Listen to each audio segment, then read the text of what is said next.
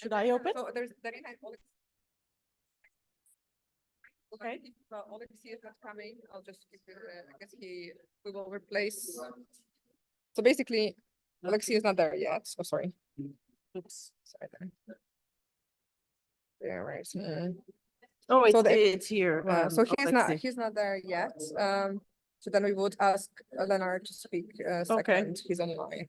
So Mohammed and then Leonard. And Okay. then we'll see. Alexei is joining. Okay. I think Anna, we can start. Yes. Well, welcome everyone. Just so you know, we are not live streamed, but we will be recording this session. So we can watch it later and people can enjoy what you will learn today. So thank you for joining us. I'm Natalie Bernasconi. I'm the current acting CEO of the International Institute for Sustainable Development, IISD. And I'm very happy to be here with you today and for this really important event. And thank Anna Ackerman for preparing this event. Thank you so much. We know that many areas around the globe have experienced large-scale damage caused by ongoing conflicts, extreme weather events, environmental degradation, and water stress.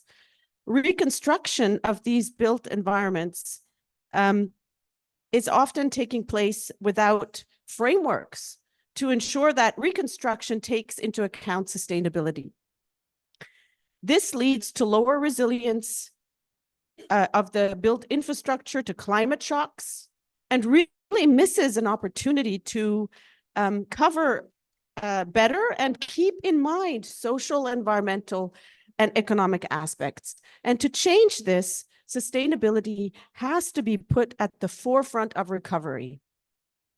An assessment by the World Bank suggests that Ukraine's reconstruction and recovery from Russia's aggression will cost more than $400 billion US, with the highest estimated needs, 50%, in transport, housing, and energy sectors.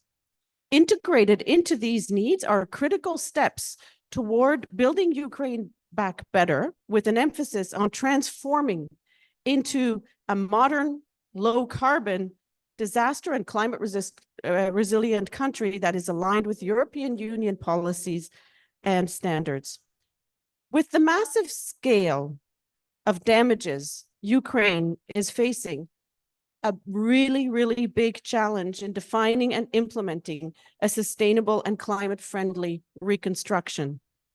In this COP28 side event, international Ukrainian experts will discuss frameworks, technologies, policies, and practical steps toward a sustainable reconstruction of infrastructure and the built environment after conflicts and disasters. Speakers will discuss today with us how to reduce greenhouse gas emissions during reconstruction and avoid unnecessary climate impacts, and share experience in planning reconstruction on national and city levels. And I am really thrilled today to introduce the speakers. We have first Mohammed Asfour, who is founding chair of the Watershed and Development Initiative, Jordan, and author of the Sustainable Reconstruction and Recovery Framework. We'll be hearing from him. We have Dr. Alexei Ryabchin, who is Senior Research Fellow at Kiev School of Economics, and also a COP negotiator from Ukraine since 2015. And along with him, we'll be hearing from Darina Kulaga, who is a research fellow at Kiev School of Economics, and also a COP negotiator from Ukraine since 2015. Oh, thank you. You're here, Darina. And we'll be hearing from Leonard de Klerk. He'll be joining us online to speak about the initiative on greenhouse gas accounting of war. And it goes on. We also have Maxime Vereshchuk. He is a key expert of the Covenant of Mayors East. Oliver Rapf, who is executive director of Buildings Performance Institute Europe. And I already mentioned Anna Ackerman, who is a policy analyst with us at IISD and a board member of the Center for Environmental Initiatives EcoAction. So I'm very happy now to invite Mohamed Asfour to present the post-disaster toolkit for building back better through a sustainable built environment developed for the MENA region. So let us hear from Mohamed, and then we'll think about how this framework developed for MENA could be and can be applied to other regions. Yes. Thank you. Thank you for the kind introduction, and maybe I'll try this one. Is this one better or is the same? Good, excellent. So good morning, everyone. First of all, I want to thank you for the introduction and for the invitation. It's a great pleasure to be amongst you today. So in this presentation, I'll be speaking quickly about our experience with developing a toolkit for sustainable reconstruction and urban regeneration. Next, please. This is the definition of sustainable reconstruction according to the UN General Assembly, but I will pass this to the next slide, please. And I'd like to link the issue of sustainable reconstruction to urban regeneration, because what we discovered through developing these guidelines is that a lot of what applies to sustainable reconstruction also applies to urban regeneration. And in our definition, we consider this as the short, medium, and long-term sustainable rebuilding and restoration of communities and cities by reviving underutilized assets, redistributing economic opportunities, increasing urban prosperity and quality of life. You saw how many concepts this definition encompasses, and I'll be shedding more light about this as we go through with this presentation. Next slide, please.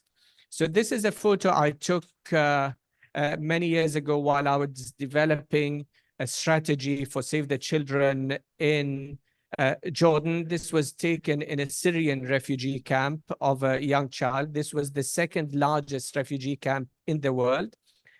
It housed up to 120,000 Syrian refugees.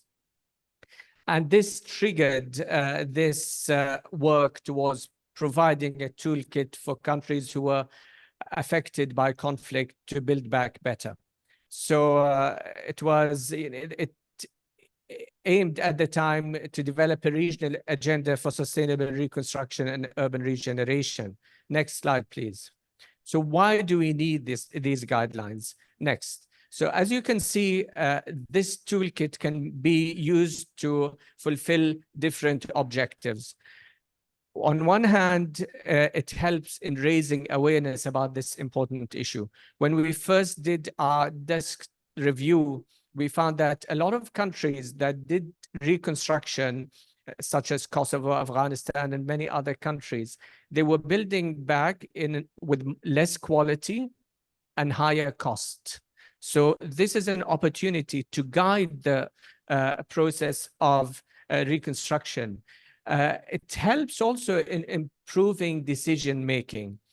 And here there's a point that I'd like to mention, which is for these guidelines to work, we need 3 prerequisites. We need, it has to happen after the conflict has ended, which gives us time to plan. Then we should have governance structures in place, and we should have finance. So for this, if these 3 conditions are there, back please, it will help with improving the decision-making.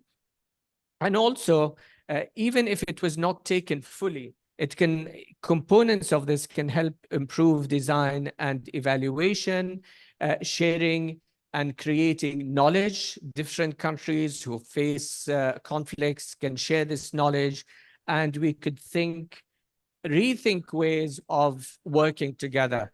And one of the important aspects that we took into account when we developed the guidelines was the human aspect. We want to bring people back together. And this is why we had one of our consultants had a PhD in positive psychology in order to look into the human element. Next, please. So I'll share now with you the process we went through in developing these guidelines. As you can see here, the idea started when we held a conference called Eco-Cities of the Mediterranean in 2014. We discussed it together. It took shape in 2016 when we met at the COP. Then we had a regional roundtable for the Global Alliance for Building and Construction in Rabat in Morocco. Then we started 3 different stages of development in which MOUs were signed with UN Habitat, Chatham House, and the EBRD, who also funded this. We had events in Barcelona, in Beirut, different parts of the world until these were completed in 2021. Next. So what I'm saying out of this is that a lot of effort went into developing them and a lot of consultation. So it wasn't just the opinion of the consultants, it was also shared and discussed. As the first stage, when we laid down the groundwork, we tried to start by looking at all sustainable reconstruction experience we could put our hands on. And then we developed the thematic areas that I'll be sharing with you. And then we developed the structure of the guidelines themselves, and I'll be speaking about this. Let's go to the next slide, because if I don't stop, how am I doing on time? Good, excellent. So now there are 3 main characteristics about these guidelines. We tried that they are practical, contextual, and comprehensive. What I would like to focus on from those is also affordability, because usually countries or communities that are rebuilding have a big problem with affordability. So we wanted to combine affordability with sustainability. And this is a big challenge. Next, please. Next. Now, this is if we look at the guidelines, this is the structure. We developed 6 thematic areas that were divided into 19 sub-thematic areas. And for implementation, there were 3 stages for each sub-theme and 3 classifications at each stage. So as you can see, there are layers upon layers of, I don't want to use the word complexity, but maybe comprehensiveness. Next slide, please. And these are this is the structure of the guidelines. You can see we have environmental and climate resilience, efficient resource utilization, sustainable mobility and accessibility, integrative social and economic resilience, health and well-being, and heritage. So we aren't just talking about materials. We're talking about heritage, we're talking about people, we're talking about all what makes us human beings at the end of the day in a sustainable manner. So under environmental and climate resilience, we included land, ecology, climate change mitigation and adaptation. In terms of efficient resource utilization, we looked at the life cycle assessment, materials, water, and energy. And there's a point that many people don't really see, which is that we've lost so much embodied carbon in conflict. So whenever a building is destroyed, it's double the carbon usually used in reconstruction. Sustainable mobility and accessibility. Then we looked at social resilience, economic resilience, how education could help us achieve the objectives, and also bring back people to pace, children and so on, and health and well-being, social and mental well-being, because there are a lot of issues regarding this. My master's is in something called positive leadership and strategy. So we put a lot of positive psychology into this. safety, comfort, pollution, then heritage and archaeology. And this was very important in the case. We had an expert from Lebanon, for example, because a lot of archaeology was lost in the process of the civil war and so on. So for each one of those, there's assessment and preparation, planning and design, implementation, construction and operation. And for each one of those as well, then there are 3 stages, which I will not go into in detail, but maybe in a future opportunity, maybe we can discuss them further. Next, please. So this is the team that worked on developing the guidelines. Many countries, you've got Palestine, Denmark, Lebanon, Jordan, Lebanon, Egypt, Canada. Next. And also there's Pakistan as well. Dr. Irfan was an integral part in this process, and Alex, who really supported this effort. Well, Okay, I'll just end this. Let's go. The idea of this is that many people worked on this, and there were many consultation sessions. Next slide, please. That's it. Okay, good. and I loved the very colorful, Yeah. very comprehensive slide. Thank you. And I wanted to ask you, you developed this really impressive kind of guidance for the MENA region. How can it apply, or can it apply to other regions? Okay. How do you see that? Yes, this is a very important question. When the word MENA region is mentioned, people assume it's a homogeneous region. But the fact is, it's totally different. As you saw, when we launched this first time, it was during the Eco-Cities of the Mediterranean region conference. Yeah. So a lot of the MENA countries are Mediterranean countries. Some of them are like the Emirates GCC, which is totally different in terms of habitat and infrastructure and people than other parts.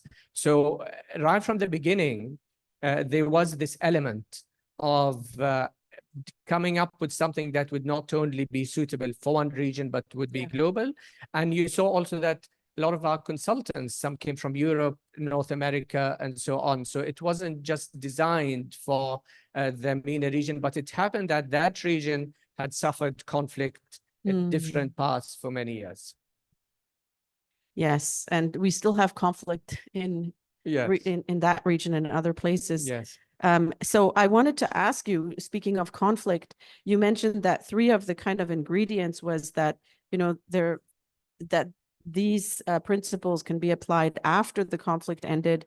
You said there should be a governance structure in place, and there should be financial, you know, the capacity and support.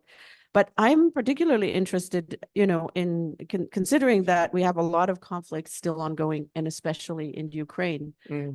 Is there not a possibility to apply some of what you learned already during the conflict? Because you can't tell people, well, you know what, we're not going to rebuild now. You have to wait till it's over. I mean, that's not only psychologically a huge problem, but also, you know, it's just not acceptable and not doable in a way. Totally. Now, I mentioned in the beginning that one of the purposes is to educate decision makers about the process itself. So you can take bits and pieces of it and apply them even before the conflict ends. However, you can make use of this structure in preparing for what is to come next.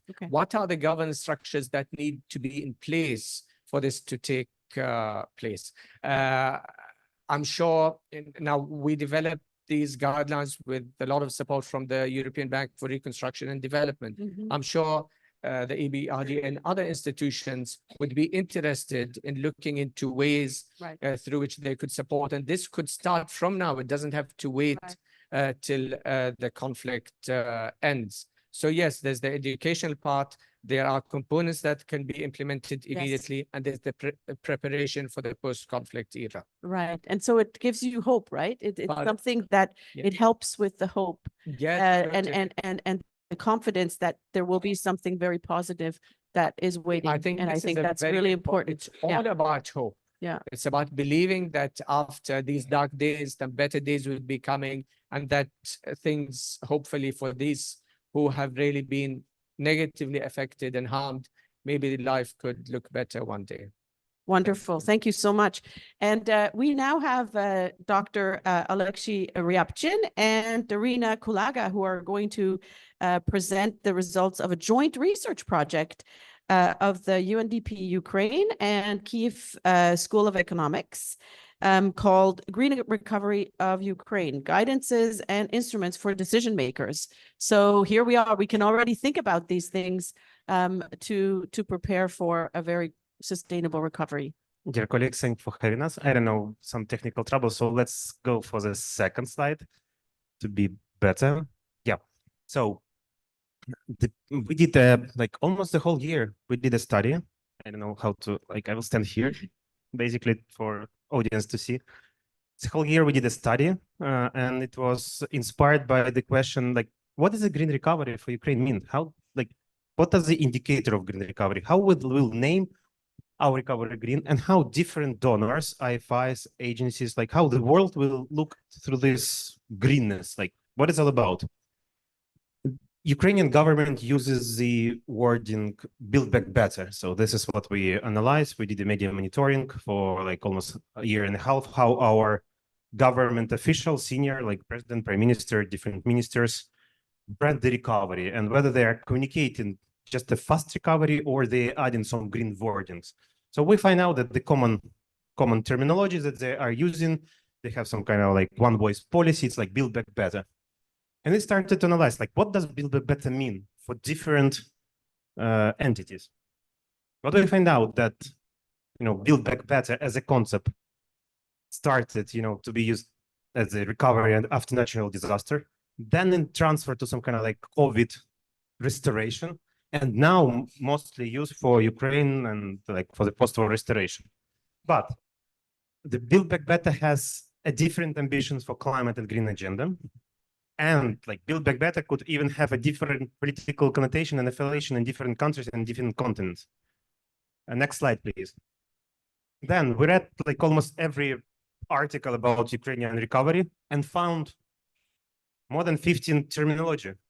Build back better, building forward better, build back sustainably, build back green, nature positive recovery, climate neutral recovery, sustainable recovery, green recovery, sustainable reconstruction, carbon neutral, post-war green, climate positive, Marshall Plan, whatever is being used to Ukraine.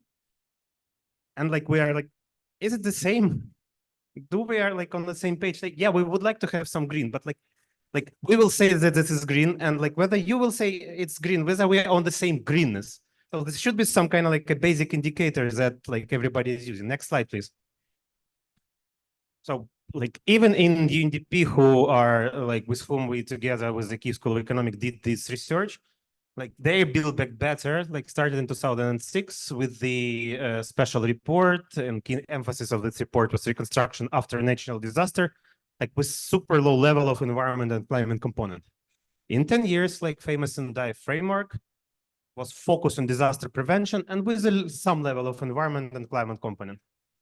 Then, like in Ukraine, like UNDP did building forward better as a COVID recovery with high level of environment and climate component. So within one UN group agencies, like you have different understanding and different emphasis, and it means that this term is like developing from like if you brand it as a recovery after disaster, then COVID, then like war, like what we are doing. So like you need to adjust it somehow, and it's a life term basically. And I would say that the UNDP or like the UN agencies like owns this Build Back Better kind of framework. They have it like more wider. Next slide, please.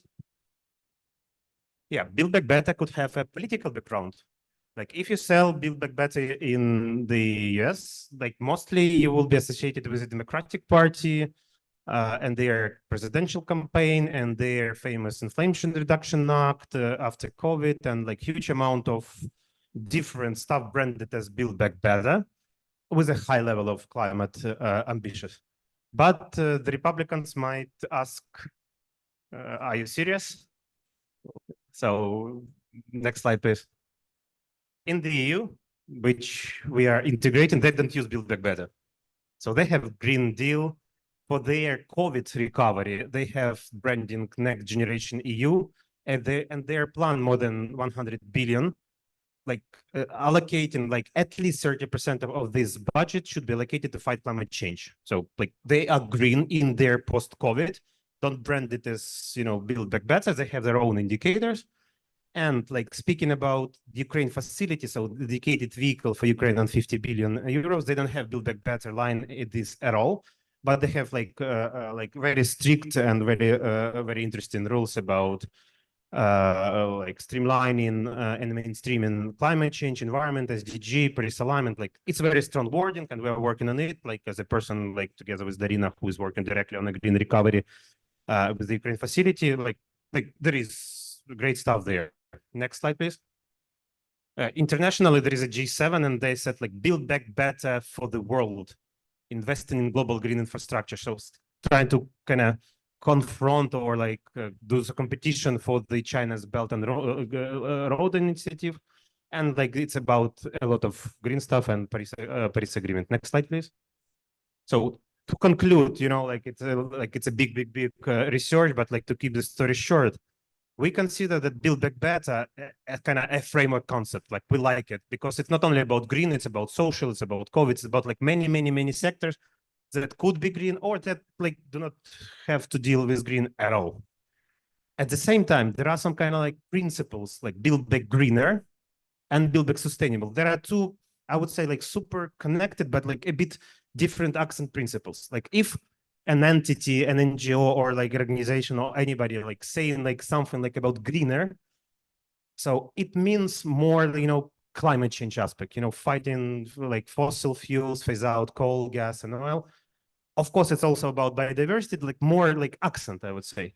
If the organization saying something Build Back sustainably or like nature positive, whatever, on the first place or on the top, like they would like to emphasize the like that the government should not forget about biodiversity, reducing use of natural resources, pollution in any kind of a like recovery, including climate change. But like first, you know, like more like on biodiversity accent. I will pass the floor to Darina to say another couple of words about our research. Thank you. Next slide, please.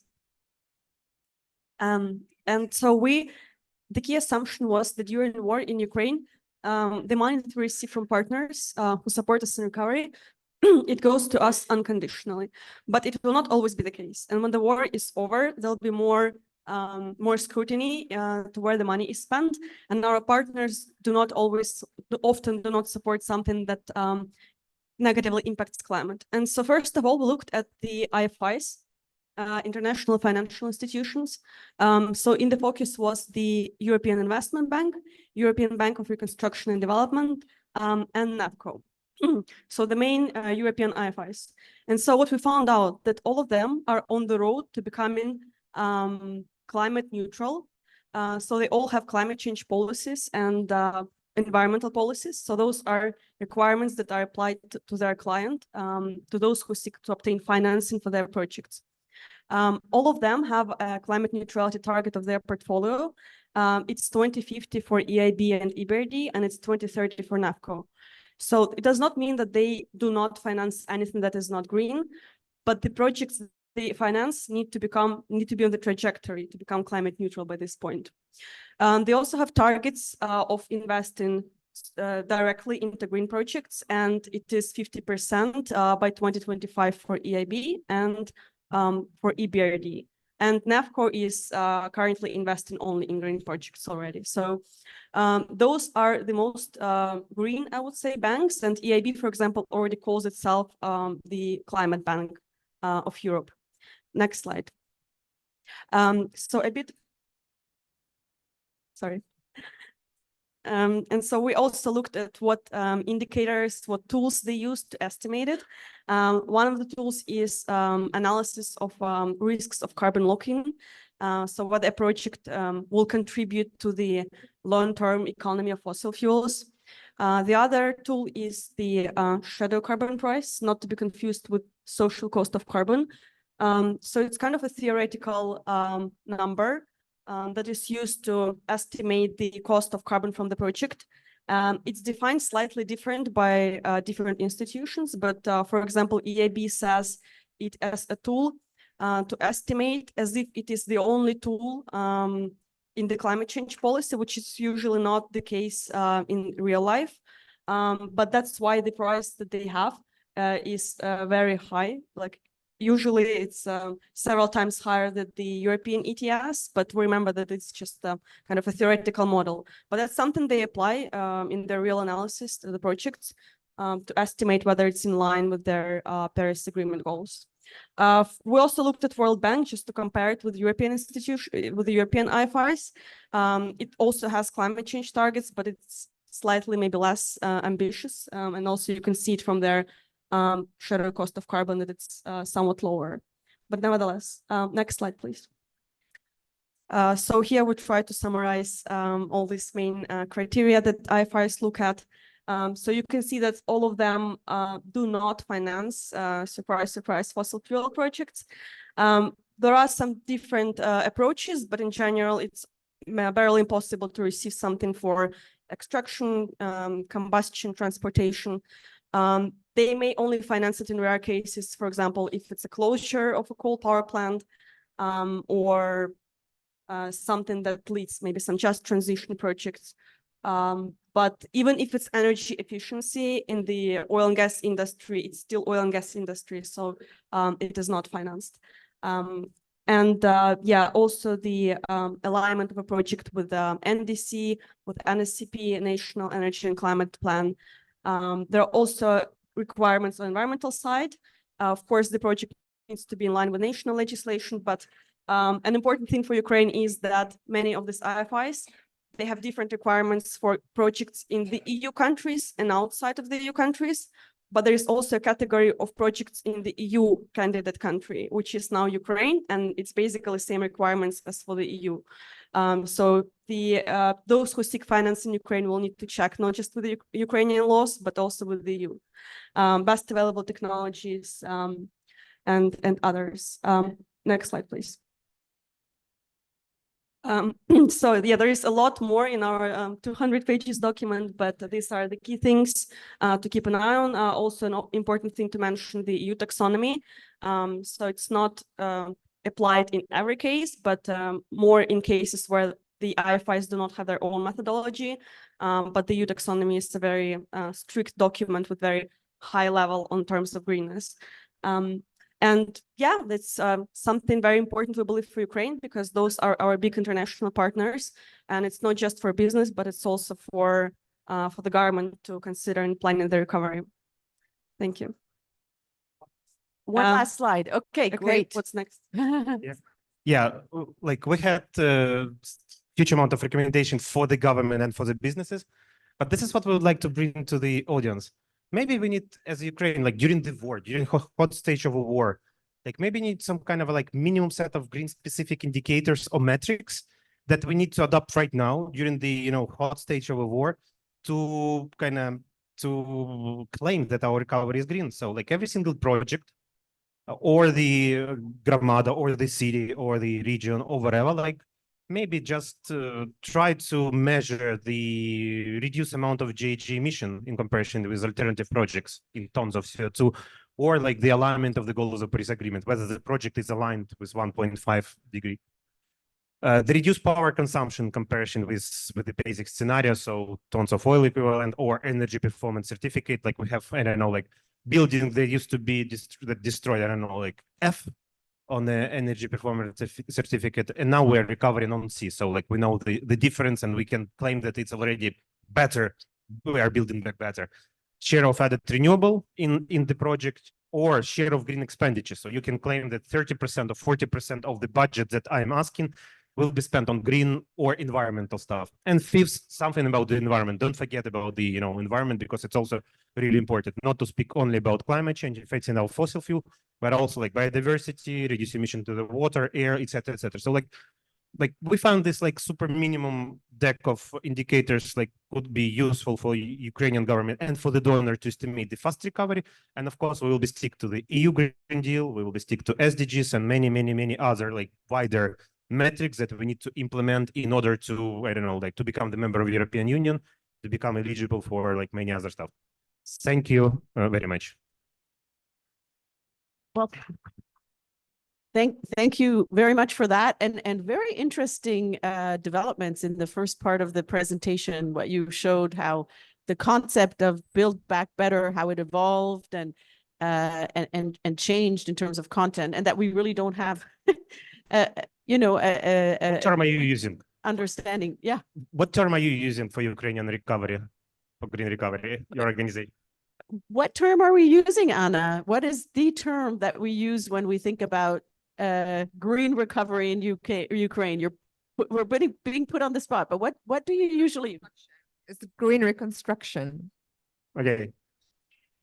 Like Or sustainable reconstruction. okay, it's an interesting, yeah. Like Yeah. we're on the same page with the Ukrainian government, with the authorities, with organization, etc. So this is like one of the questions that I would like to raise.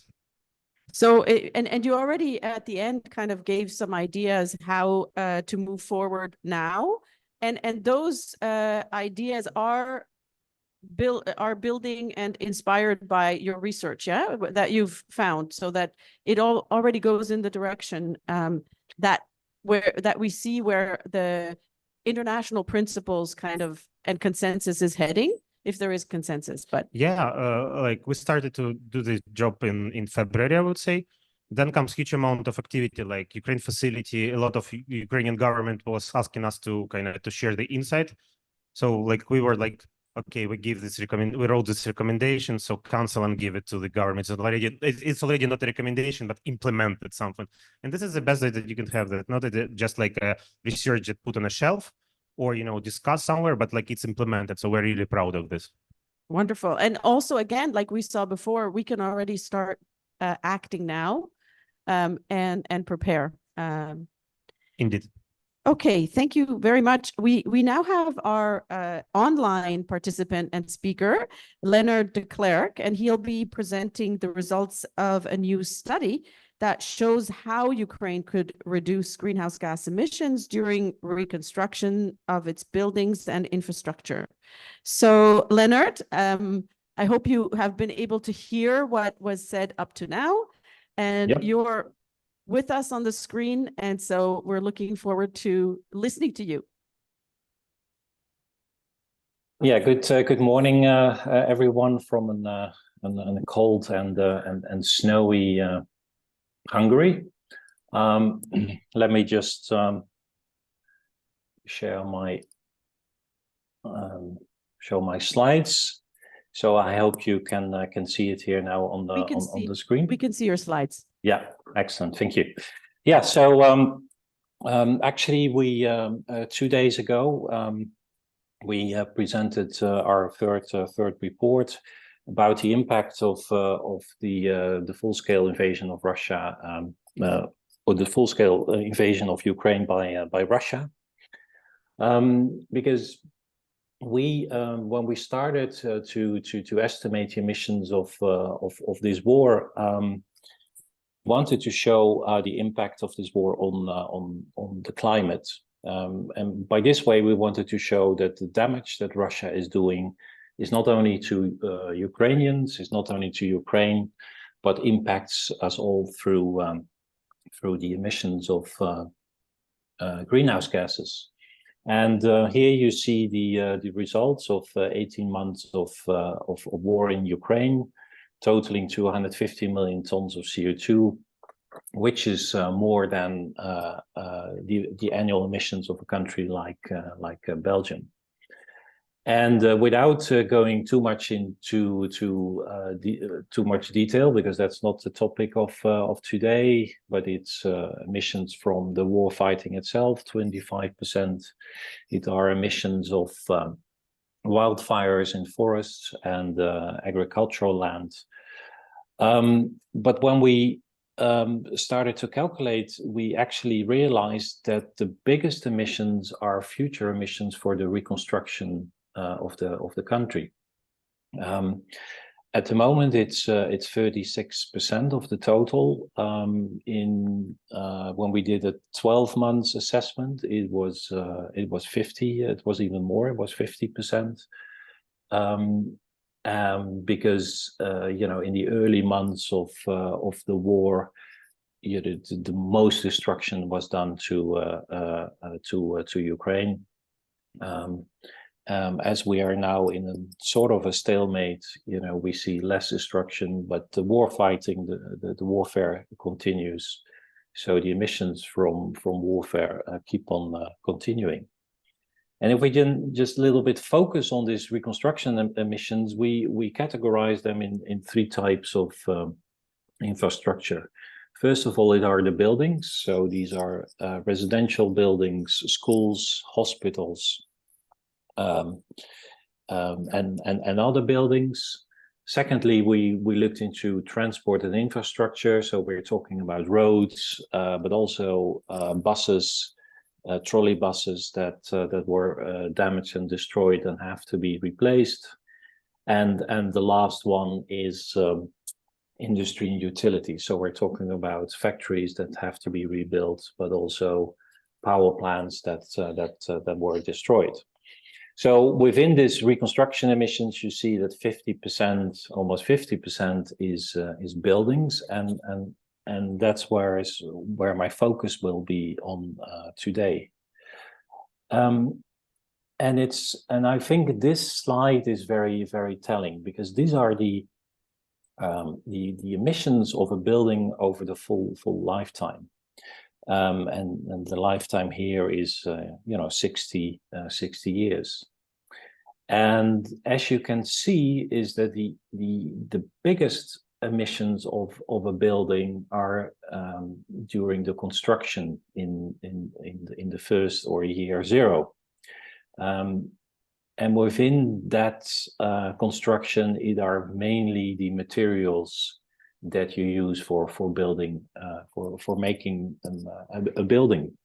So, and you see that later on, during the usage of the building, you use energy to heat it, you use water for drinking and flushing toilets.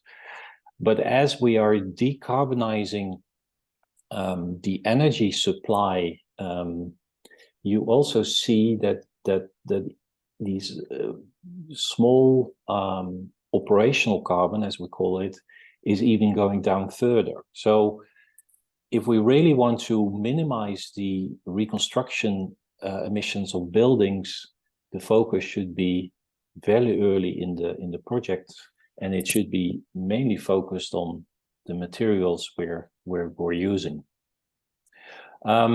And here you can see just an overview. If for typical buildings, these are averages of newly designed buildings within Europe for different types of buildings: commercial, education, office, residential.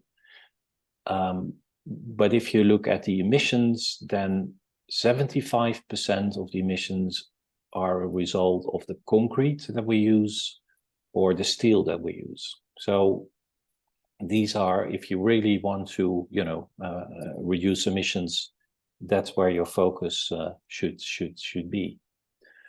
And if we then look at the you know, all the different steps in making a project, making a building happen, you have different project stages, from planning, design, construction, and then operation and maintenance. And on the right side, you see, you know, who are involved in those different stages. And to reduce the construction emissions, you see that the earlier you start working on this, the bigger the potential is to reduce carbon. And you know, the first option here is, for example, to build nothing. Well, it's of course in many cases not a possibility. But if you use, for example, an existing building that is standing idle, you can considerably reduce the construction emissions, but also build less. So make sure that that you really design a building in such a way that you don't have too many square meters that you're probably never going to use. And very relevant in the Ukrainian context, or for any post-conflict reconstruction. Our tendency is always that if a building is destroyed and it's an old building, well, let's tear it down and build something completely new. But as we're now working and we see same developments in other parts of Europe, can we not use what we already have? Can we not reuse it, renovate it? Because again, that will reduce the demand of construction materials considerably. And if you then go down, the line, you would see that if you really start to try to address construction emissions during when you're building the building, then basically you are already too late, because at that stage it's very difficult to tackle it.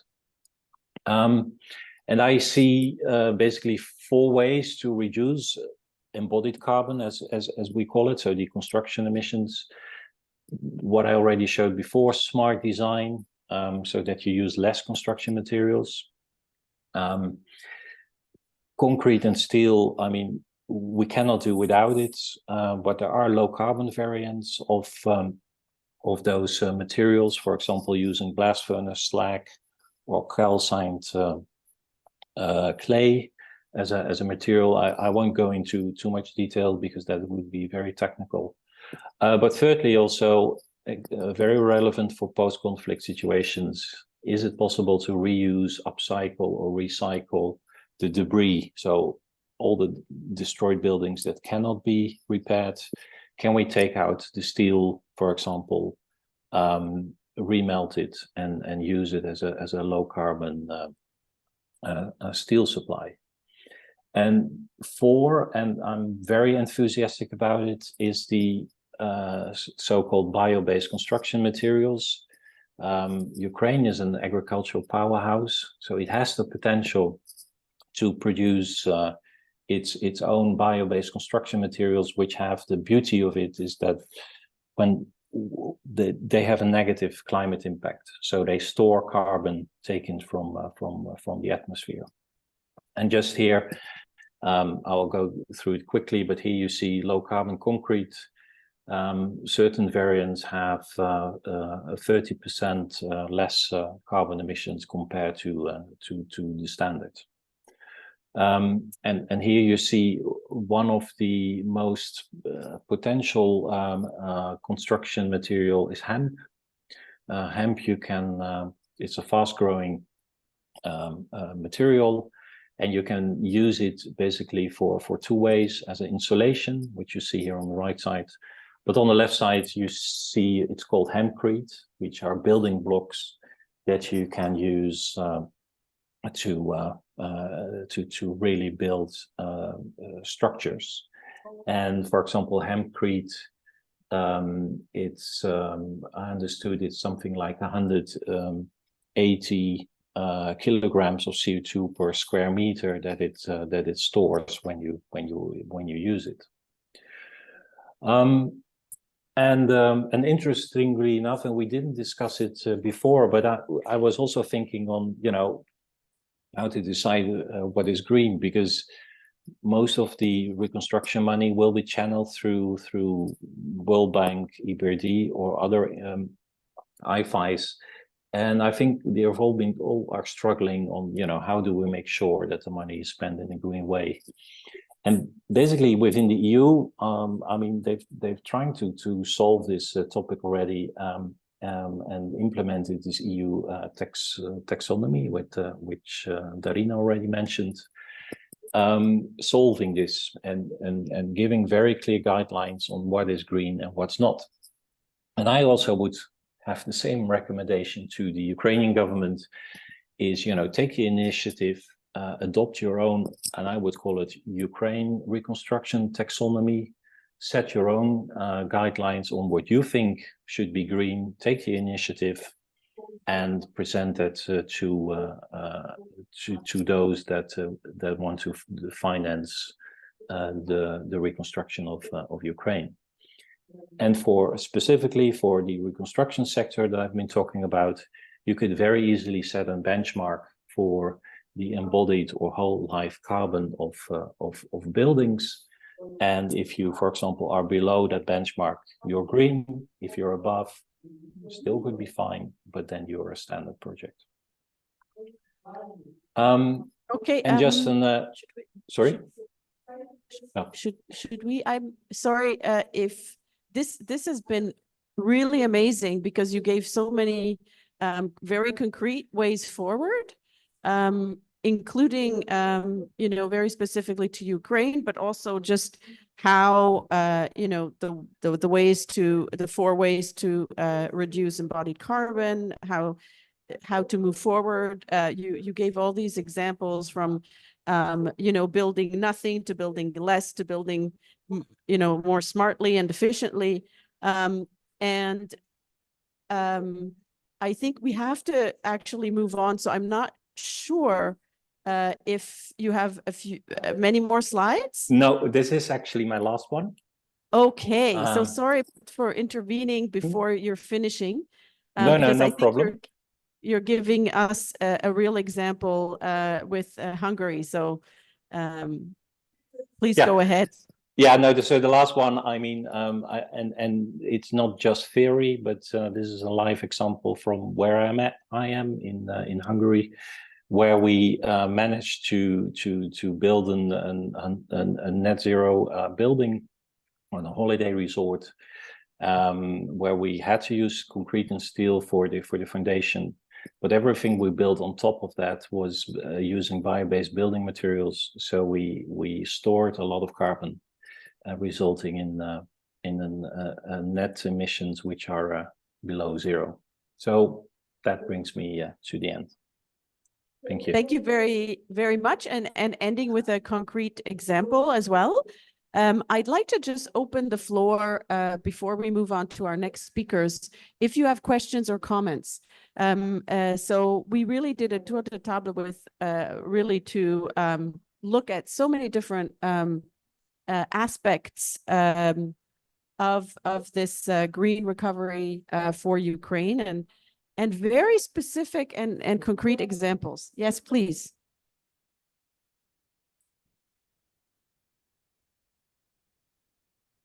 I have a question to both of you. You did the build back better concept and explained it. So thank you very much for that. I learned a lot from that, and I wonder if in all these ideas you show there, how do you evaluate the fact that now in Ukraine there's a dependency on nuclear energy of in the electric net grid, 50%, and what would it mean for the build back better framework? Is it with or without nuclear energy?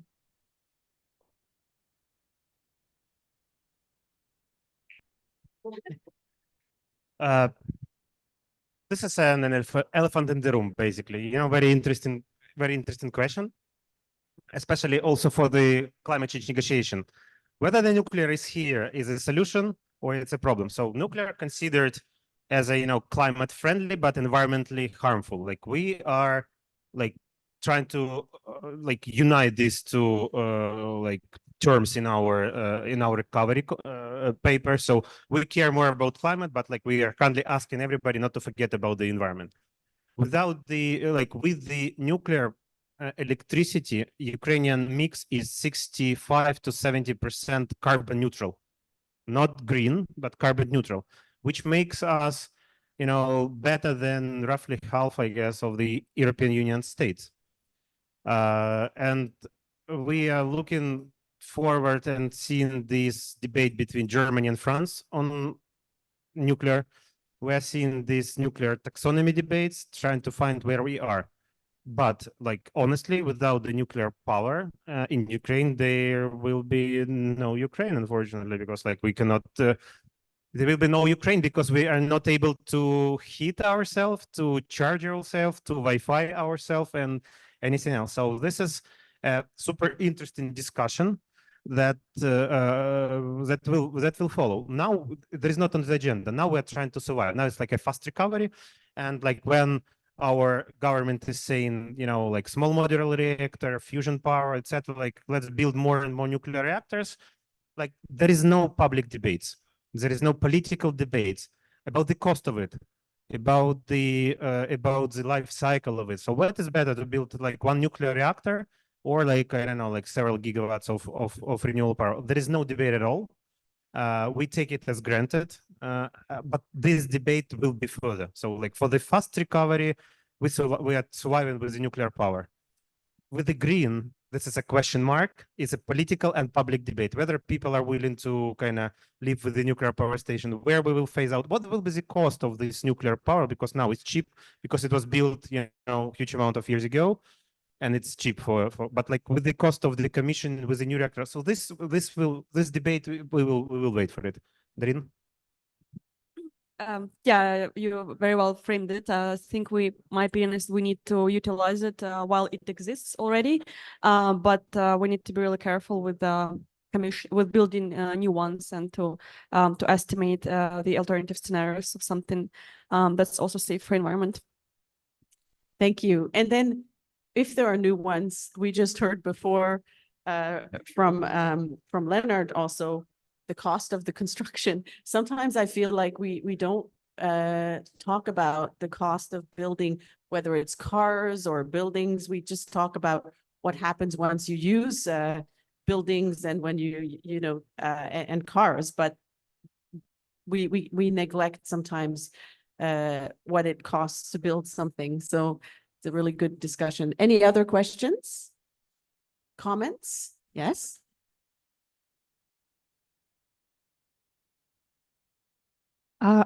Thank you for the very interesting discussions. It's more like a comment. I'm from Georgia, and I wanted to share our experience with settlements after the war that we have. You know, like I do not include here like wars with Russian and their occupation from 90s, but only for in 2008. We have more than 5,000 people in one settlement, and I will discuss only this. It's Tserovani settlement, and I'm so happy that you discussed this. For you, very interesting like focuses like well-being of people, social and economic aspects of the settlements and places, because I call them settlements still, because it feels like that still. Even though so many years have passed, like I do not also include the quality of the buildings, but the environment itself. It's so obvious that these people do not have and did not have at the beginning any source of income, economic activities, and also like no, for example, land for agriculture, only small parcels, and also it was not, for example, to the other villages and settlements closer to them. So it's kind of also hindered their economic and social development. So it's so important to also include in your analysis other things rather than like only place and house.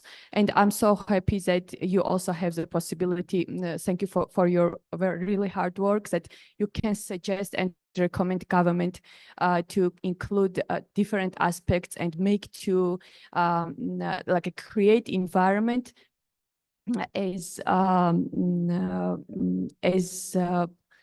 better and valuable as possible. There's so many aspects. Thank you for your discussions. And also, if it's a small question, if you have any experience sharing with other countries when you discuss these issues, and if you try to kind of also base your judgment on their experiences. This is like small question. I don't know whoever wants. Thank you. Ukraine is a country that we bet will join the European Union, and we doing everything for making our European accession happen, including a lot of green chapters. Georgia, we do believe will follow the same pathway. So like everything that we are writing like is like super relevant to Georgia. You will follow the same pathway according to European Union. and like you will just like using our experience, like you can leapfrog. Thank you very much. And this aspect of the social aspect, I would say as well, we haven't talked about it in great detail today, but of course, that's why maybe, green recovery or sustainable recovery, sustainable development is, of course, integrates social, economic, and environmental issues. So we are not only looking at environment, but it is what we're talking about primarily. But thank you for that comment, because it's always super important. And certainly at this COP, we can see that it's something that we sometimes neglect and we cannot neglect. But you wanted to make a comment.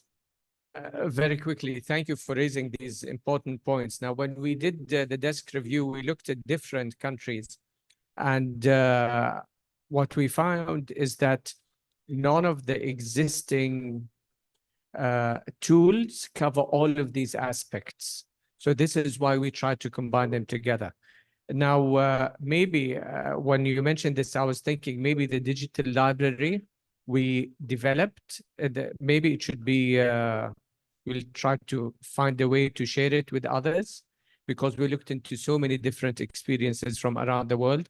And also, we're in the process of creating a center, a global or regional center on sustainable reconstruction, where we will try also to spread more awareness about the tools that were developed. But thank you for raising the social and economic aspect, because these are extremely important. Thank you.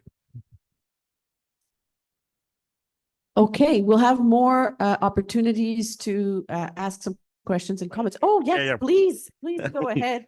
Yeah, I have some preferences as being a speaker. Yeah. Yes. I don't know, this is not even the question as it is. This is more comment or suggestion. And first of all, thank you for this very relevant presentation and studies that you did. And having experience with municipalities, I would say that there is a big gap between this vision, build back better, and actually its practical implementation. So my suggestion is that the next step is to develop some very practical recommendation, guidelines, methodology, how to apply these principles for all stakeholders, not for municipalities only, but other sectors and other stakeholders who are involved in the reconstruction of Ukraine. Yeah, thank you, Maxime. And we'll come back to you and hear from you. But before we come back to you, Maxime, I just wanted to invite Oliver Rapp to discuss with us green built environment for economic and social recovery. And you'll be giving us examples of post-disaster reconstruction efforts from the EU. Yes, thank you very much for the invitation today. If we could have my presentation, please, to show. Yes, that's the one. Wonderful. Thank you very much. Right, so I would like to briefly talk within the allocated 10 minutes about some examples of reconstruction programs, initiatives within the EU, and what that could potentially mean for the green and sustainable reconstruction of the Ukraine. Next slide, please.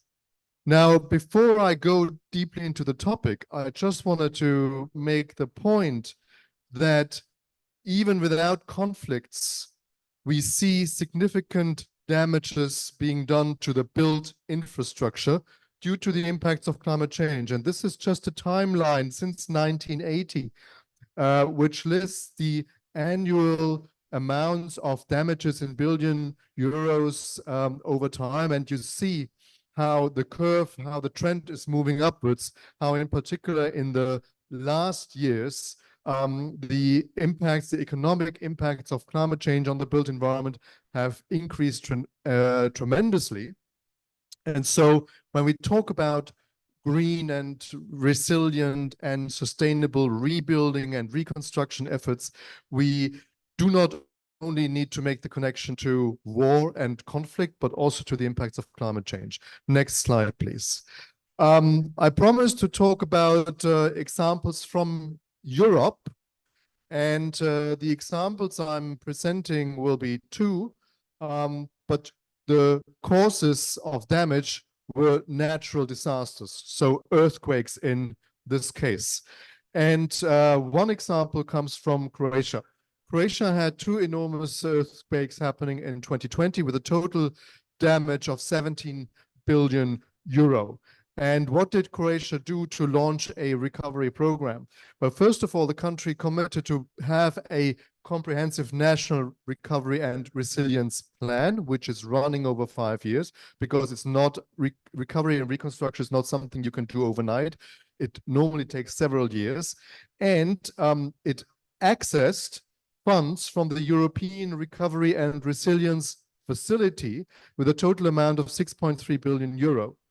And out of that 6.3 million euro, close to 790 million euro were allocated to reconstruct damaged buildings with a specific effort on improving the seismic resilience, so the resilience against future earthquake impacts, and at the same time combine them with energy efficiency improvements. And it defined the specific requirements to reduce the energy consumption by 30% compared to the status before the earthquake hit. And it made sure that this energy efficiency requirement is directly integrated into that program of recovery. So the idea is not to have several programs, one which is looking maybe at seismic strengthening, one is looking at renewable energy, and a third one is looking at energy efficiency in buildings. No, the idea is really to integrate all these aspects and have conditions on all the aspects to get funding from this recovery program. So this is an example of Croatia, and I'd like to move to the second country. Next slide, please, which is Italy. Italy is based in a seismic, very, very active zone. So there is a whole history, unfortunately, of large earthquakes in Italy.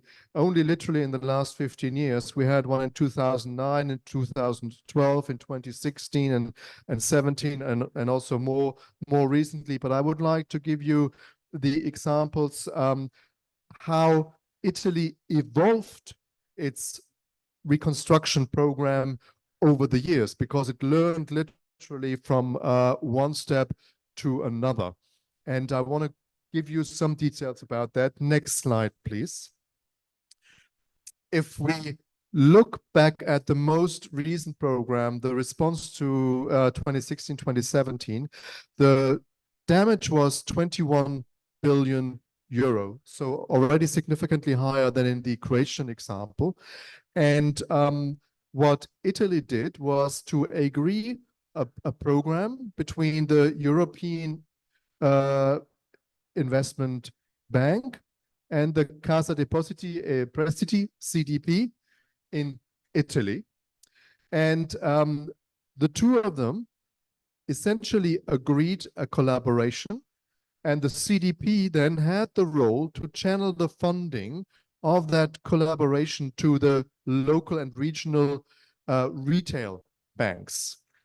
And it was agreed that the support would be 5 billion in total. Today, about more than 50% have been delivered by the EIB already in the form of low interest loans. 1 billion for residential homes, 1 billion for public infrastructure, and about 500 million for residential and commercial larger buildings. I'd like to go to the next slide to show you exactly what has been agreed. So what is happening there is that the people whose buildings are damaged, homes which are damaged, can basically access a very low interest loan through that system. But the payback is done through a tax crediting system. This sounds a little bit complicated, but it actually is not that complicated. And it has the advantage that in the end, the people who experience the damage do not have to pay back that loan.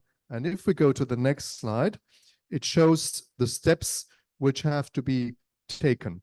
So the first step is the EIB comes to that agreement with the CDP, and it's an agreement which is in the framework of a wider agreement with the Italian Banking Association, and that allows families and private individuals and SMEs to apply with a certificate about the losses they have experienced. So this needs to be properly documented. And then they basically submit a documentation that the works have to be done. And then a tax credit is granted to the injured party and transferred to the bank. The bank receives the amount of the reconstruction costs from the CDP and transfers that cost directly to the companies who rebuild, who repair the damage, who reconstruct the building as such. So the flows of the money are clearly predefined to also avoid any mismanagement. And then the bank is basically reimbursed through that tax credit system for that loan. So a clearly defined step-by-step process how to channel money in the end from a European Union recovery fund to the final end recipient who is really doing the reconstruction work. And there are conditions that the reconstruction has to be more energy efficient. It of course has to have a higher seismic impact resilience. And so that process is quite clear. Now, I think in principle, these experiences from the two European countries could serve as a model how to define and channel funding for green reconstruction from EU funds or other donors to the Ukraine. And I would like to just talk about how this reconstruction in the Ukraine could be more resilient, more sustainable. The next slide, please. I think what we need to have in place, of course, is to really have a long-term vision what the future building stock of the Ukraine should look like. And that's a vision which should come, please keep, yeah, that's a vision which should come from the country itself. Of course, there are expertise and experiences coming from other regions, from multilateral donors, from the EU itself. But I think the process needs to come from a bottom up, from the Ukrainian people and the Ukrainian civil society. Then it will be very important to really define what exactly the policies are and what the standards are to be followed. And of course, ideally, one looks at experience from other countries and regions, as I said before. For Ukraine, this could mean that, next slide, please, that the 1.5 million residential units which are destroyed, well, with a status of March 2023, should address the two challenges. On the one hand, we need to provide immediately rebuilt housing to ensure basic living conditions. But of course, the longer term reconstruction should follow sustainable principles. And if we look at the performance, the energy performance of the building stock in the Ukraine, the multifamily homes, the multi-apartment large building blocks have on average a 30 to 50% higher energy efficiency, higher energy demand than the EU average. So the buildings are much less energy efficient than the average EU building. So that means there is an enormous potential to improve the energy performance of those buildings. And that would, of course, then also allow the EU to start complying with the EU legislation on its way to the EU accession and becoming a full member. The next slide, please, is a summary of all the steps we as BPAE would like to recommend. And these steps are taken also from a collaboration with the think tank Dixie Group in the Ukraine, and they're available in a report which we publish. The first step would be to really develop the eligibility criteria for a green reconstruction program, to make sure that we are implementing the energy efficiency first, because the average energy performance in Ukrainian buildings is less than on the EU average. This would be translated in a clear plan for the Ukrainian green reconstruction, which should integrate learning from best practices, in order to really then ensure that the new buildings are green, are sustainable, are resilient. It would be helpful to have a building certification instrument in place. But all that, of course, also can only happen if the workforce is there, is well trained, is upskilled, and that the Ukrainian economic supply chain for green and efficient building materials is rebuilt and grown much more than what it was before the war. And all that would enable us to build back better.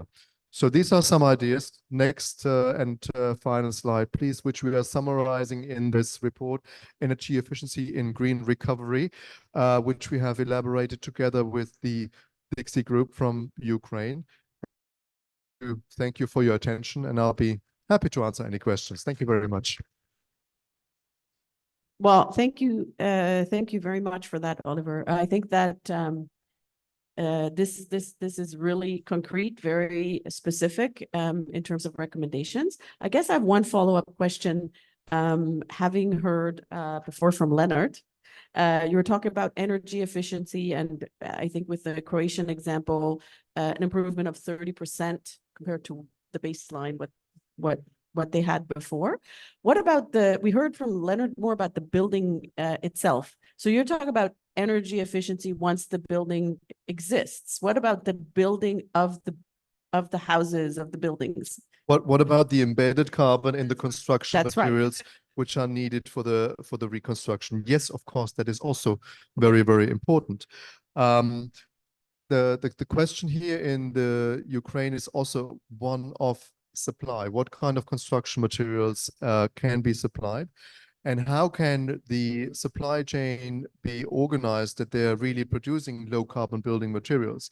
Now, I'm speaking with a lot of private sector companies, large companies who all say, well, of course, if we help Ukraine to be reconstructed, we will make an effort to have low carbon materials being used as much as possible. It is, of course, possible to say we make this one of the criteria for accessing the funds for green reconstruction. Absolutely. Why not? I think it makes sense. We just have to find the right balance between the different requirements we're putting in. But as PPIE, we actually work also a lot on the question of embedded carbon.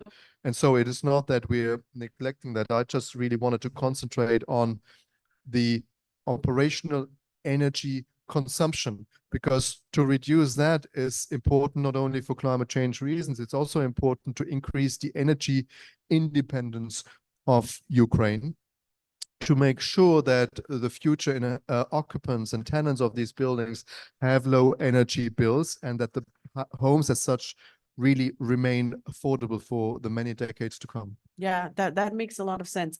Anna. Just a short comment on this is that, of course, what we face in Ukraine, and this is what Leonard also has a part of this, his proposals, is not only building from, for example, biomaterials, because he shows specifically biomaterials, but also considering how much debris we have from the destroyed buildings that should be used. And Ukraine does not yet have the infrastructure on the large scale to actually be able to separate all of the debris correctly. And so on, we just have very first pilot projects of how we can use the debris to build the new buildings. But these are really the first steps, because it's such an enormous scale. In only Mariupol city, you know, the group that works on rebuilding Mariupol, thinking, of course, about it a lot, but they said that it's millions of tons of this debris that will have to be used. So we are facing this challenge, and of course there is a lot of economic questions there, you know, what could be done and so on. But we have this materials already in the country. So the question is, you know, how to make it work, and it's complicated for sure. It'll be interesting to see what other countries have done after catastrophes as well. And Mohammed, did you want to? Yes, very quickly. I think this is one of the extremely important points when discussing reconstruction. And in our case, it falls under different categories at the same time. So one is life cycle, because there's a lot of embodied carbon there. And embodied carbon is not just the embodied carbon in the material that was, but also in transporting it and dealing with it. So there's a lot of embodied carbon there. And then it goes on the materials as well, because this is wealth of material that you could use in the reconstruction process. And it's also a climate mitigation component as well, because carbon is so important. So I think this was a major that we looked into when we were developing these guidelines. So thank you for raising this point. Well, excellent. Thank you very much. We'll come back with questions. I want to give the floor to Maxime, and then I'll come back to questions from the public. Maxime, you will be presenting, you will actually be presenting on green and resilient recovery of Ukraine municipalities. So we're really looking into hearing from you, what has been done and what can be done with respect to plans, policies, projects, and some of the results you found in your studies as well. Thank you very much for this invitation. First, I think that my presence here is also recognition that municipalities should play key role in this fight for freedom, but as well as in green reconstruction of Ukraine, because actually all actions will take place in municipalities, not in government quarter in Kiev, meaning that the voice of municipalities and actually their engagement into this process of planning and implementation is very important for Ukraine. And likely this will happen in that way, that municipalities will be a part of this doing together process. Next slide, please. Let me briefly present the Covenant of Mayors initiative in the Eastern Partnership region in particularly in Ukraine. As for today, we have almost 300 municipalities which is committed to the Covenant of Mayors, meaning that they committed to reduce CO2 emission on their territories. They committed to implement adaptation project to address climate risk, as well as some energy poverty project to tackle energy poverty. It's a very good sign that even after large-scale aggression to Ukraine, we've got 21 new signatory municipalities in Ukraine, means that the green and climate issues are still very relevant for Ukrainian municipalities, and in these hard times they even managed to develop 11 sustainable energy and climate action plans. That's local strategies of Ukrainian municipalities on how they plan to reduce CO2 emissions, to address climate issues, as well as tackle energy poverty. Next slide, please. We as the Covenant of Mayor East project, which is EU-funded project, of course, after the start of the war, refocus part of our activities to the humanitarian support to Ukrainian municipalities. At the beginning of the war, it was very practical, some help with transportation of people, some providing some goods, medicines, food, etc., to the vulnerable municipalities. But now we mostly focus on maybe strategical support to municipalities with their reconstruction through various capacity building events like trainings, workshops, study visits, etc., as well as through coordination of cooperation with donors, IFIs, etc. So having this wide network in all municipalities in Ukraine, ComEast, helps somehow many IFIs and donors to find relevant client or municipality with whom they would like to work. Next slide. As for the post-war reconstruction, definitely it should be sustainable, green, more climate resilient. Together with municipalities, we developed the list of some, even not recommendation, but some preconditions that should take place before reconstruction starts. First of all, like to underline importance of having this strategical vision at the local level, meaning that any reconstruction efforts should be undertaken in the line of local recovery reconstruction strategy, which is to be developed by a municipality. So as of today, we have like requirement from the government to have this local recovery plan, so recovery strategies, but on practice it could be very formal documents, you know, and the task for many stakeholders who work with municipalities to help them with development of this plan, but to make it in really very practical way and ensure that all reconstruction will follow actions that actually developed in these plans. Second point that I would like to highlight is institutional capacity of local authorities and municipal staff. So in order to avoid any mistakes and not very good examples in future, it is very important to build capacity of municipal staff to implement such kind of reconstruction projects. Definitely some anti-corruption measures to be deployed in all of this process, because this is a very unique chance for Ukraine to build it back better. So we should actually ensure that everything should be transparent and without any corruption in this process. Also that we see that all of this, actually that was even mentioned from the audience, from our colleague from Georgia, that this reconstruction, this is not on infrastructure only. This is not about walls. This is not about buildings. This is also about people. And this reconstruction process definitely should be somehow complemented with the economic growth in municipalities. And only one chance to back people from Europe and other countries in the world is to provide them some jobs in their municipalities. And actually, this is also very important precondition for any recovery activities. And last, but definitely not the least, can you put slide back, is actually that this reconstruction process is to be done as a big ecosystem. So it should be addressed not only infrastructure and economical issues, but consider cultural aspects, gender, and other very important issues which will help to make municipalities better and more comfortable for local citizens. And next slide.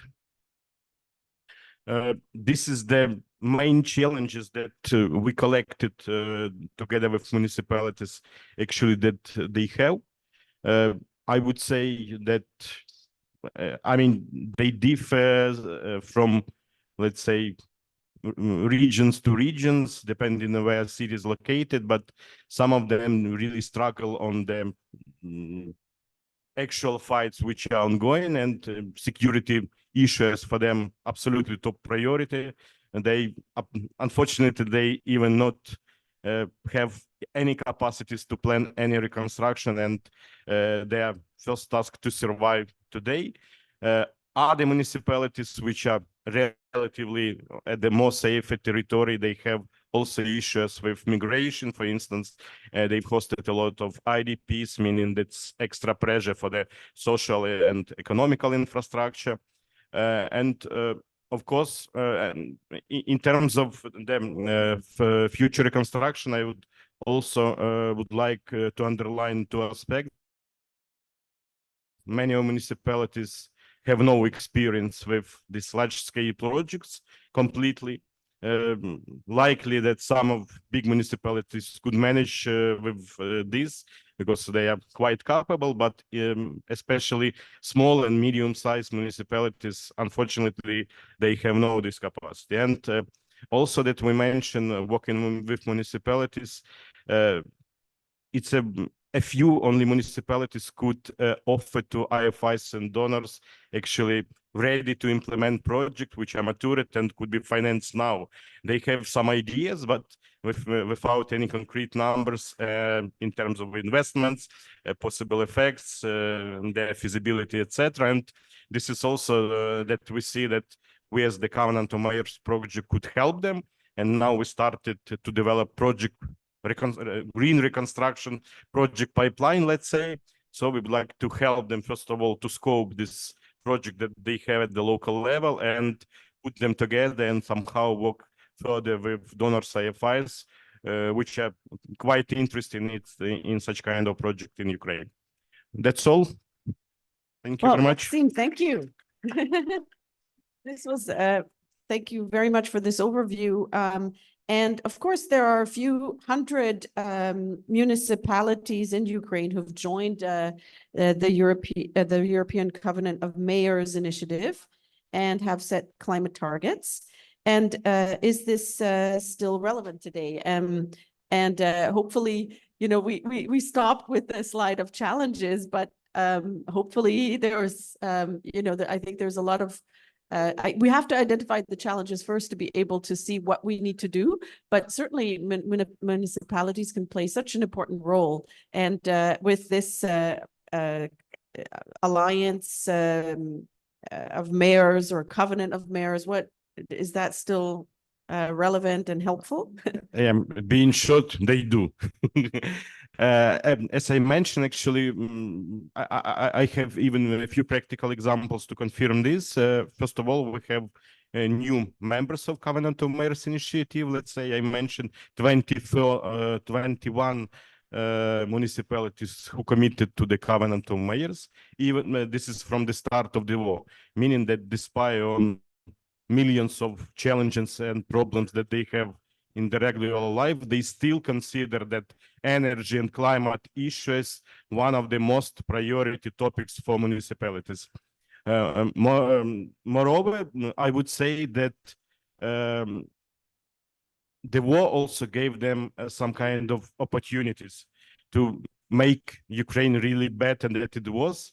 And I would say, in general, municipalities even became more ambitious with energy and climate targets. So we see this even from the action plans strategy that they have more ambitious commitments and targets to be achieved due to the understanding that this is also a unique chance to change everything, completely everything at the local level. So that's they even more ambitious with this.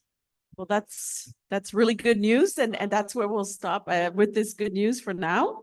And I think let's turn to Anna here. And Anna, you'll be talking about policies for a green reconstruction of Ukraine and frameworks for sustainable infrastructure development. And we look forward to hearing from you now. Thank you very much. I guess I'll be like in my head wrapping up with the thoughts, and I don't have a presentation to share. So I hope I'll be quite quick with that. So from the experience of other countries that we saw, and I think Oliver mentioned Croatia and Indonesia, for example, that also experienced earthquakes. When we were looking at experience of other countries, when a country experiences earthquakes, then for the reconstruction, it develops the resilience for this type of disaster that happened to withstand it again. So if Croatia and, for example, Indonesia, after huge earthquakes, they were building earthquake-proof buildings or infrastructure, what does Ukraine, for example, do? Or not affected by an earthquake, right? So this is something else. For us, it's a lot about security. We realize we have no bomb shelters. And I think for all of the Ukrainians, this is #1 priority now, because we know now that when we have to build new buildings, there should be bomb shelters, of course, for the safety, physical safety. But it's also a lot about energy security. And we had incredible examples during the occupation of some regions which were then liberated, when people, by having renewable energy, small-scale renewable energy, they could still be able to connect to their loved ones and to say, hello, I'm fine, because they could charge their phones. And the one and only energy cooperative in Ukraine that exists in the north of Ukraine, that is powered with the renewables on the rooftop of a school. That was the only spot in the whole community that was working, that had electricity when there was electricity was cut. So this is about resilience. This is about decentralized supply, unlike when you have the big production of energy, very centralized, that we inherited from the Soviet times, big thermal power plants, big nuclear power plants. There was a question about nuclear too here, because unfortunately, those sources of energy proved to be very vulnerable to this scale of I don't know how to call it, to this scale of challenges we are facing. So for us, it's a lot about that. So we would be building our new buildings infrastructure will be, a lot about security. So how to make it energy secure, how to make it physically secure for people, because we understand we would probably not be living in full safety for many decades ahead. There is also a great experience from Georgia that we heard when internally displaced persons were placed in one area, not inhabited before, without any economic activity that was provided to them. So they were absolutely isolated there. And this is quite a sad experience. They tried to improve it, but it still did not work very well. There is also an experience from Bosnia when, and I think that struck me the most out of all, when the war was over, everybody was so happy and people relaxed a lot. So they were just waiting for, what would happen next. The donors were coming, asking, what do you need? And municipalities or civil society were not able to say what they need because they didn't have plans. And in the end, people were leaving during the war and people kept living after the war, unfortunately. So it didn't improve. And all of the projects that were implemented by the international community was also planned by the international community and so on. So, and sometimes we're talking about areas of buildings which were built and that were left uninhabited because nobody actually moved in there. So we definitely don't want to have that. Ukrainians want to build, that's why we are saying we want to build back better, when we of course have to define it also ourselves. This is why it's great that Oleksiy and Darina were presented today. This is a new research that I also heard for the first time from them. I knew that they were preparing it, because we should understand what we mean by that. We should have this discussion. And this is what we've been thinking also at IASD for quite some time. Also one important point, I think, is that what Leonard was saying, and again, Leonard has worked hard on this research. Also, that struck me a lot, because we've been working a lot in Ukraine on energy efficiency and renewables. That has been always, and that was a part of what all of the municipalities were doing. I've been myself working a lot on energy efficiency reforms. But now the scale is again much bigger. It's so much bigger, and we have to rethink what we do and how we do. And I'm absolutely also amazed by some of our cities, like, for example, the city of Mykolaiv, that has practically every public building destroyed or damaged. It's a big city, it's a regional center. And with the international support, they are now rethinking the whole city. They are redeveloping their general plan of the city with all of the different experts that have groups that are trying to understand how to really redesign what is already there. So this is quite incredible. So then they, of course, would come also up to the question what to do with the debris, how to rebuild correctly, and so on. And this is where we step in, because still environmental and climate issues are very often they're not forgotten, but they are not considered to be the most important. For sure, they're probably not the most important, but not a priority, but they should be. One, I think, important thing from Oliver about the low interest loans for people to be able to implement any projects on the local level. This is something that our cities don't have. So the cities, and as you heard from Maxime, they want to already today have the green projects, but very often it's much more expensive than building is usually, and they don't have resources. Some of them are ready to co-finance to have renewables on the municipality buildings, you know, to do so. But it's still a big challenge, especially during the time of the war, when we are rebuilding already today, to actually have access to this financing. Of course, this is a big difference between peaceful times, unfortunately, and the times of war. I know many people are working on this, but just to say that this is a challenge. One interesting challenge for now in comparison to many Western also countries that we've noticed through talking with Ukrainian and Western experts is that, for example, in Denmark, when a building is built, so nobody is questioning the standard up until which it's been built. So there is a standard defined by the sometimes even by the local level. So EU level, national, local level, it can be very strict. And once, you know, the building is approved, it's been built, nobody's, you know, coming there and checking how well it's done. In Ukraine, it has to be checked because the quality is always a big issue for many reasons. There is not enough skilled workers who can build well, materials and so on. And quality is a big issue. So we are also facing this challenge, how to do it actually, when you want to build back better, how to actually deliver on this better, because you have to train the workers, and Oliver also mentioned this, so to train on many different levels, on the EU norms and on this. And we are, I think, still a bit far away. I mean, years probably from actually having delivering this. And now finally, I would like to show you something. So if possible, if you could show the dream.gov.ua website. Maxime was mentioning that we should be, you know, working on practical implementation of projects. Just a second, if it's possible to have the website, it's not a slide, but a website. I will check that just a second. So in Ukraine, what the civil society has proposed with the Ministry for Reconstruction is to have one single big platform of all of the reconstruction projects in one place. This is called dream.gov.ua. So you can click on projects. Municipalities are submitting their reconstruction projects here. You can check through.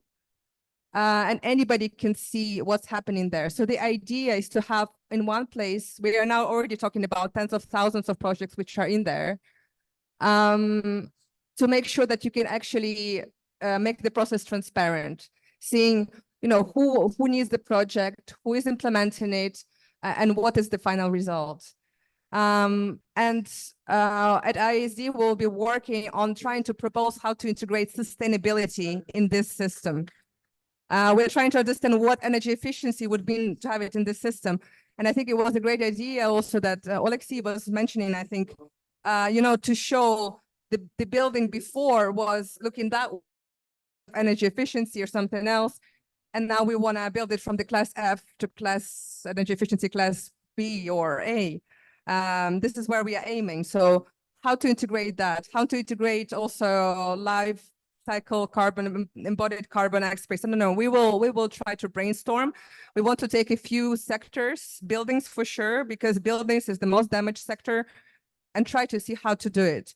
And I think this is an amazing platform. It's been developed by the team that developed one of the best procurement systems in the world that Ukraine has, called Prozoro. And these people know everything about how digitalization can help to secure transparency, and make life of many people easier. And because everybody is, of course, questioning transparency, do you have it in Ukraine? How to do it? So there you go. So the idea is that everybody could see anything. And this system could be used by municipalities on one side to search for donors, and at the same time for donors who are coming and asking what is actually needed.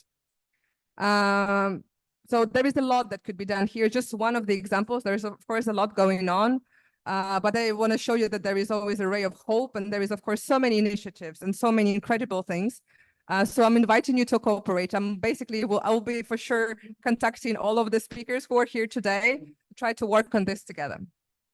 Wonderful. Thank you. Thank you very much. And we have a few minutes left, Anna and other speakers, for just asking the public. We already had a hand up before. you have a question to the speakers. Thank you very much. My name is Anna Zhovtenko. I work for UNDP in Ukraine, and there we implement several projects improving energy efficiency in public buildings in Ukraine. And I have one comment and one question.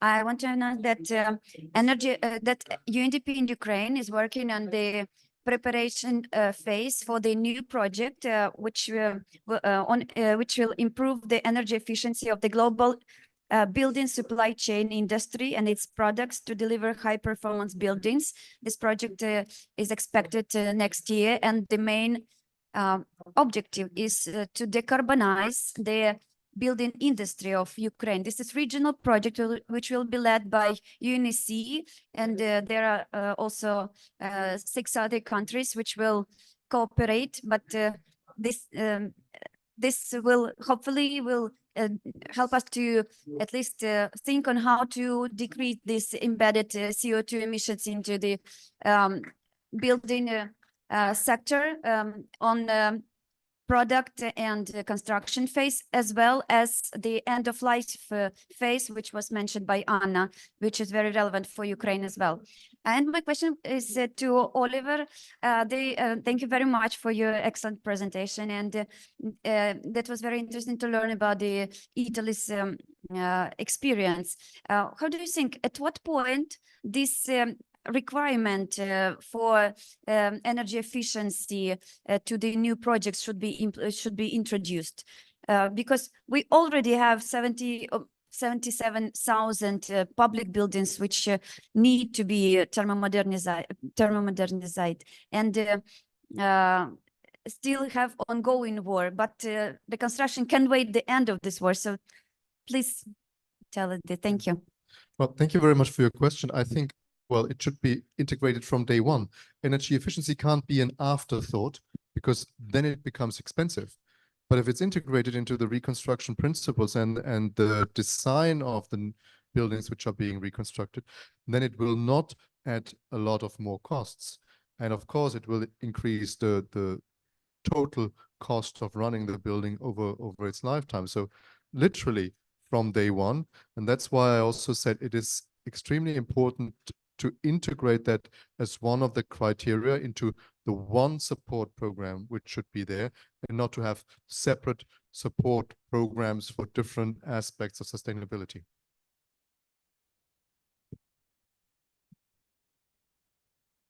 Thank you for the interesting presentation, and definitely I also think that including the energy efficiency criteria in the construction is so important, because again, based on the same example, this is so much connected to the security, also energy security and the bills, because the hugest burden for the settlement, for example, in Georgia, then are the bills like heating and cooling the places. It's impossible because the buildings are opposite to the green and opposite to the energy efficient in so many ways.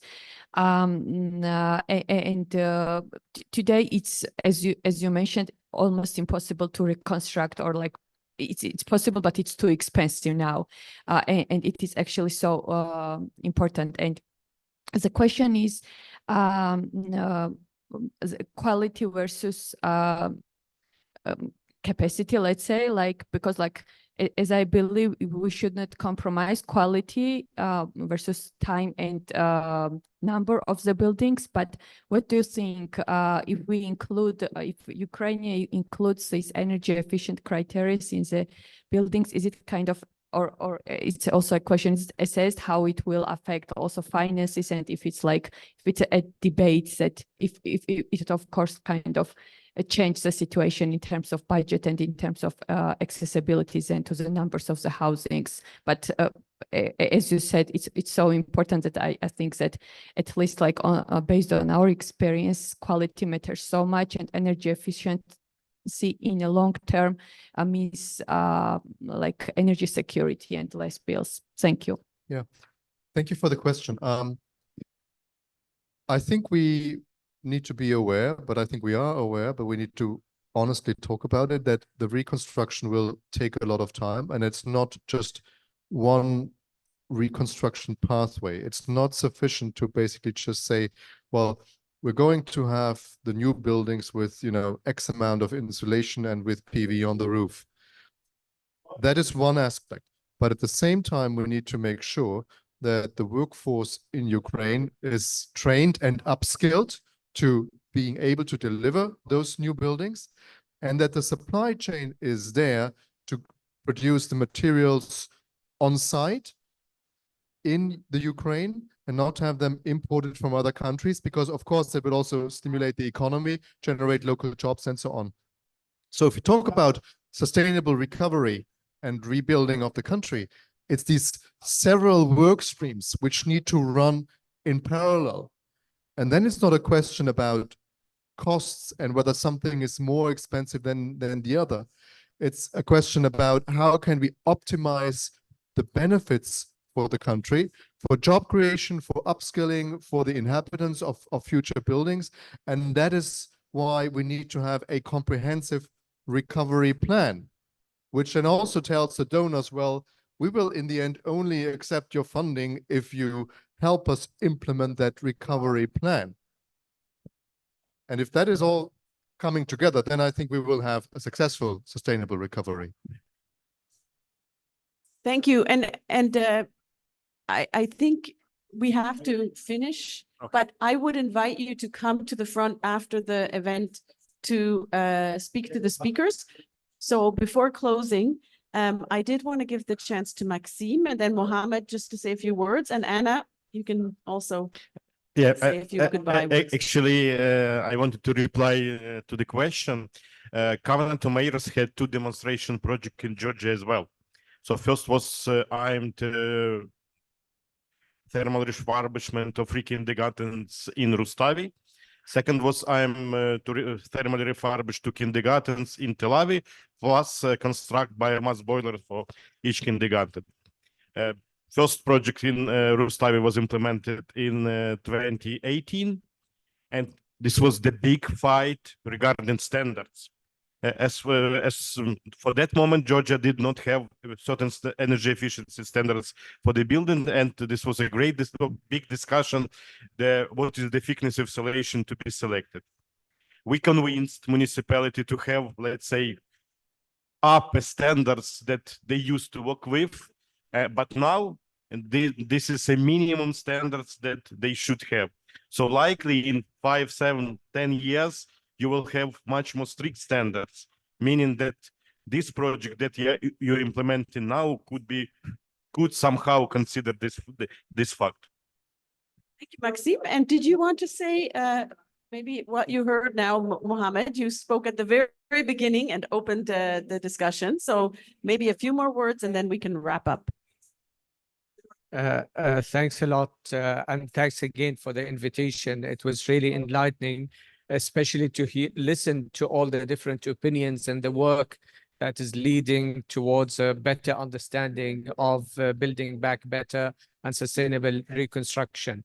Now, one of my takeaways is that when we talk about reconstruction, it's a global issue. And a lot of the elements are cross-border. So there's a lot that we could learn from each other. And I do hope that after this discussion, we could identify areas as well where we could each support each other's efforts. So thank you again. Thank you, Mohammed. And Anna, you got all these wonderful people together. And maybe you want to say a few words as we close. Just a big thanks for coming, and I hope it was useful. And of course, unfortunately, we are in a situation when there is probably hundreds of events happening at the same time. Sometimes it feels maybe thousands. I'm glad this is recorded. So we would put this on YouTube, of course, and please share, please, anyone who's here, please share this, because I think this is precious to have this. And also, if you want to have the presentations, just drop me a message, because I think this is great. All of the policy advice and I think experience of Ukraine will be also unique. And Ukraine, generally speaking, wants to do, I think, good for, we just have no choice. We're talking about issues that many others have now been questioning for many years because of the situation we're in. So let's show a great example of how to actually build back sustainably and climate friendly. I really hope this will be the case in Ukraine. Post-war, I guess, during the war and also post-war. Something. Mohammed wants yes, to say something. Sorry, I did not mention my contact details. I just forgot. So you can find me on LinkedIn, Instagram, Twitter, wherever you look. So if any questions, please feel free. And Thank we you. will put everything up online. And so thank you very much for joining us today. And if you have questions for the speakers, please don't hesitate to come to the front. Thank you very much. Bye-bye. Okay, bye-bye.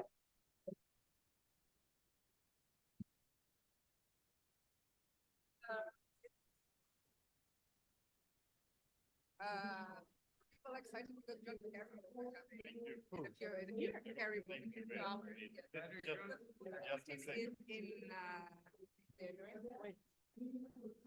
Kerry will be.